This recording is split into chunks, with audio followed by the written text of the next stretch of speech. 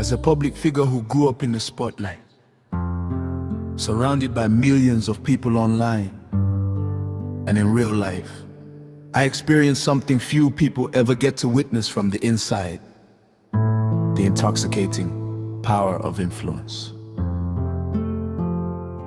I could walk into a room and immediately feel the atmosphere shift. A tweet could become a movement.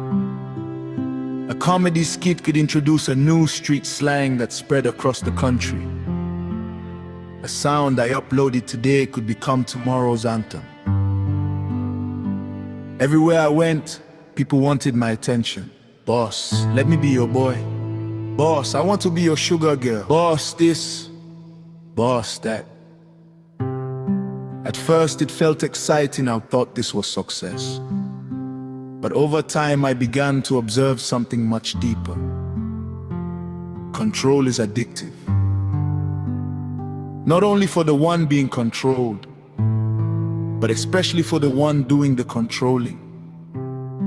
The more influence I gained, the more I understood why governments fight to control people.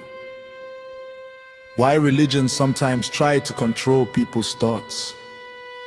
Why families sometimes try to control the choices of those they love. Why social media companies compete for our attention every second. Control is everywhere. Then one day a question entered my mind.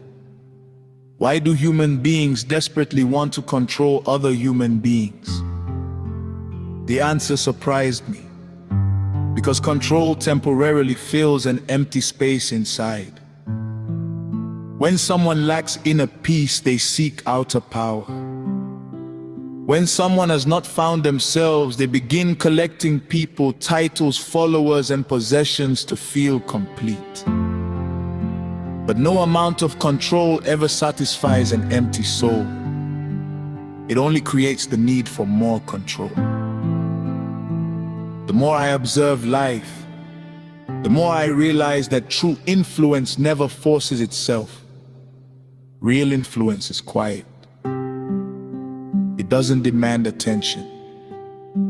It naturally attracts it. The sun never convinces the flowers to grow.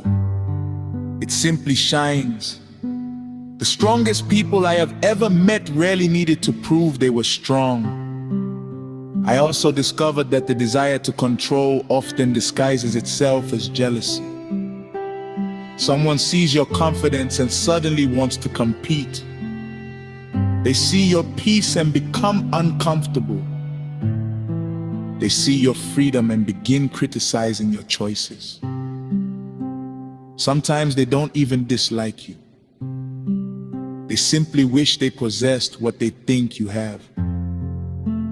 That realization changed everything. I began noticing strange patterns around me. People becoming unnecessarily angry. Arguments appearing from nowhere. Small misunderstandings turning into conflicts. It wasn't happening because I had changed. It was happening because I had become more visible. Visibility exposes unresolved emotions in people who have not yet done their own inner work. Then I discovered something even stranger. My presence alone could change the energy of a room. I wasn't trying to impress anyone. I wasn't trying to dominate anyone. Yet people noticed. Some admired it. Others resisted it. What I later realized was that this wasn't some mystical gift given only to me. Every human being carries this quiet power. Some simply bury it beneath fear. Others uncover it through inner work. That was the moment another voice became impossible to ignore. My intuition. Or as I personally call it, my chi. For most of my life, I never used the word intuition. I simply said, I followed my heart, but this time my heart wasn't leading me toward another opportunity. It was asking me to leave everything familiar. It whispered, it's time. Time for a new chapter. Time for a different environment. Time for a different version of yourself. I resisted. How could I walk away when everything seemed to be working? My career was growing. People knew my name.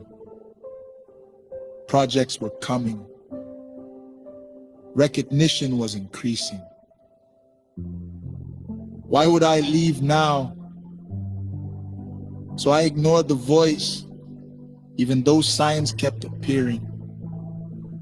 Dreams, unexpected conversations, movies, random posts on social media that felt written specifically for me.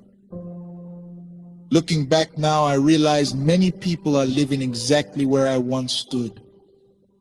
Your intuition has already spoken, but your comfort is louder. Then life found another way to move me. Sometimes when we refuse to listen, life creates circumstances that quietly guide us where we need to be. For me, that opportunity came through a movie project called Njabe, named after my local government in Imo State. The story explored African spirituality and required authentic rural locations. Production took me from Lagos to Enugu. What was meant to be a film became an initiation.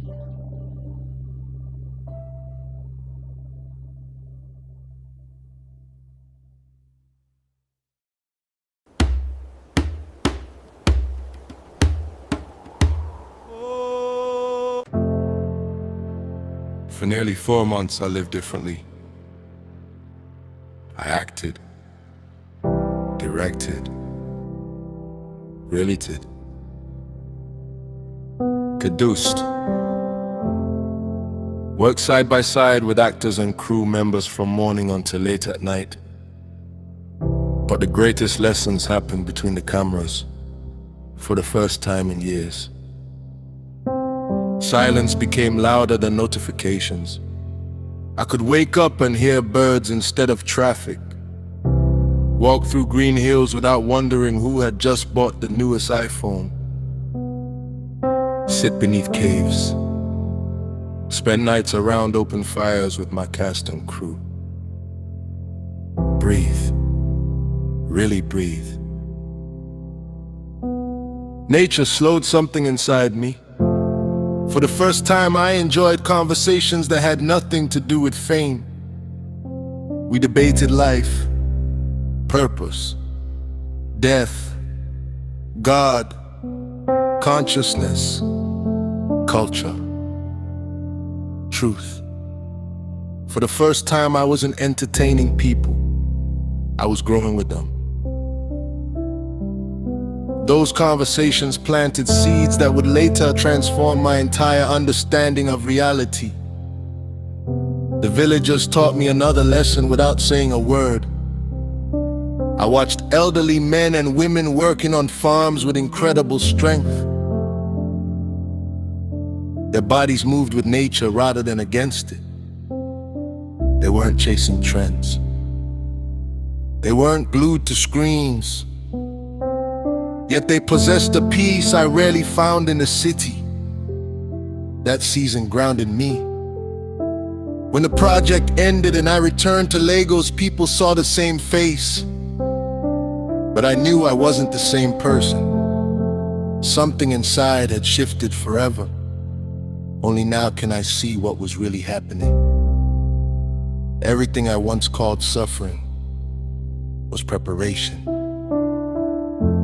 Every delay, every disappointment, every unexpected detour was quietly aligning me with the person I was becoming. Alignment isn't about getting everything you want. It's about becoming someone who naturally belongs where your soul is trying to take you.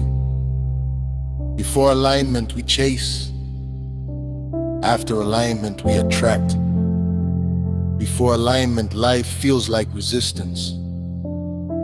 After alignment, even challenges begin serving your growth.